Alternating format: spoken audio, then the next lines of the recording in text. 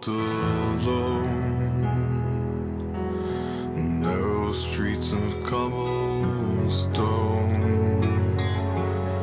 neath the halo of a street lamp.